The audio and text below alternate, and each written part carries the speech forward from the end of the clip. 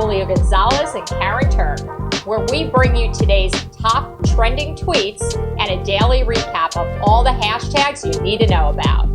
Good evening, everyone. Welcome to tonight's recap Wednesday top trending Twitter hashtags. Karen?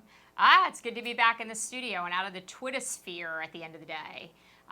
The busy news cycle today sure had some really interesting trends. Well, Wednesday wisdom was the first trend we're talking about, right, That's Karen? a good one.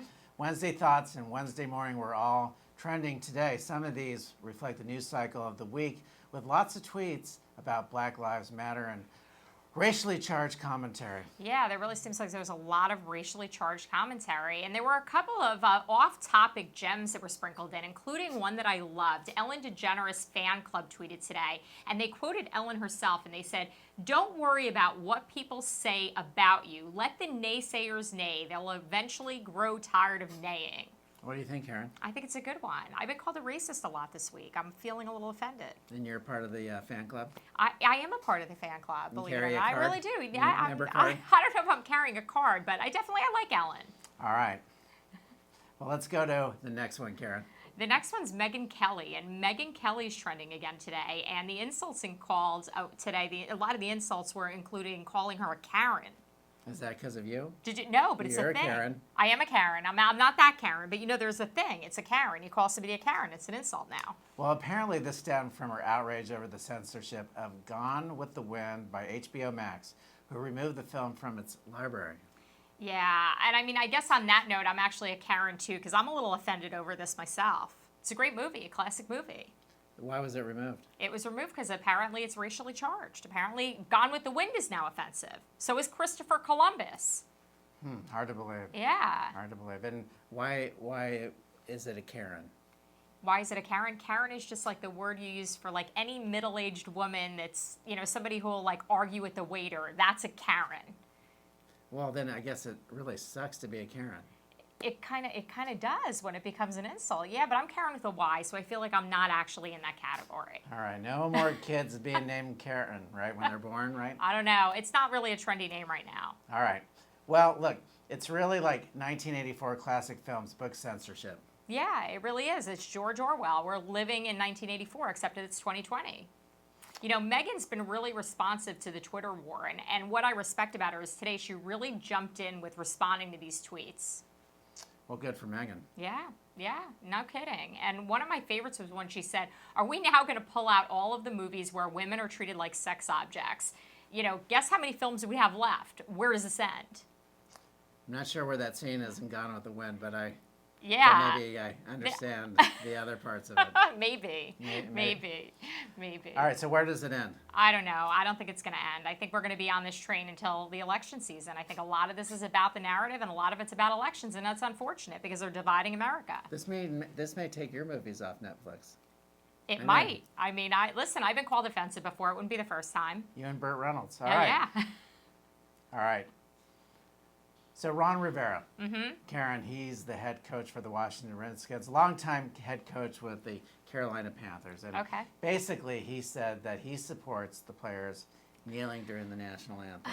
This is coming back in a big way, Karen. It's coming back, and it's the National Football League. You would think that America would be a part of that, and I really do feel that it's anti-American to kneel during the national anthem. I think it's pretty plain and simple. I think there's other ways to protest and other ways to show, your anger with different things. I don't think that kneeling during the national anthem. The one thing that should unite us is we should all be Americans.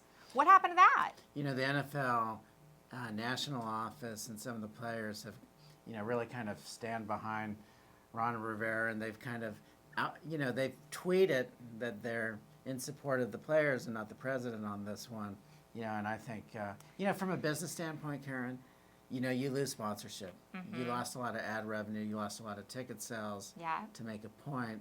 Maybe there's just a better way for us all to make a point. Maybe. I hope so. I think there should be a way. I think people should feel heard. I think there's things you can do, but I don't think that kneeling and being disrespectful to our country is necessarily the answer. But, that's just me. Maybe that's why, I've been called a racist and that I'm offensive this week. There's things that I just don't agree with. And, I kind of have a hard time not vocalizing that.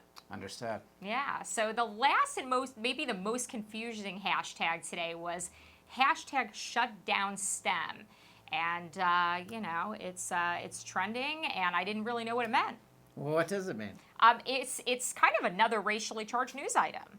And it means what? It's basically calling for a work shutdown of people in the STEM industry, because apparently STEM scientists and global academics are having a work shutdown because there's stuff in their industry that's offensive. Scientists and global academics are creating a work shutdown. Yeah, That's what you're telling me. That's what's happening. Well, Karen, just one last thing. Yeah. You talked about Christopher Columbus I as did. well. What's going on there? Christopher Columbus. He's trending? He's trending. There's been statues taken down. It's kind of this erasing history, similar to Gone with the Wind. Now it's become a racially charged subject, Christopher Columbus. So now they're just destroying history and destroying, the man who discovered America. I don't know about you, but when, I went to school, he was Christopher Columbus, the guy who sailed the ocean blue in 1492. In a lot of ways, he was the Bill Gates of his generation. He was the entrepreneur. Yeah. He took the risk. He raised some capital. He said, hey, the world's not flat. We'll go find some other things, and we'll open it up to commerce. But that's not respected anymore. That's not respected anymore. Different times, right? Definitely different times. What do you think about the work shutdown, though? I think, being a tax reform expert, I think the work shutdown's pretty concerning. I mean, we just got off this whole COVID thing. Well, listen, my area of expertise is tax, and as long as we're not paying them to stay home, that's good for me. Listen, we'll find other people that want to do the jobs. All right. But let's not give any incentives out to people to stay home, right? I think that's critical, don't you, Karen? Yeah, I just hope we have some more positive tweets to discuss tomorrow. I'm hoping that Thursday's a better day. Well, yesterday neo-Nazi, I think, was still ranking higher than these today, but it is what it is. It is what it is. Right? Yep. Okay. I'll see you tomorrow. All right. See you tomorrow.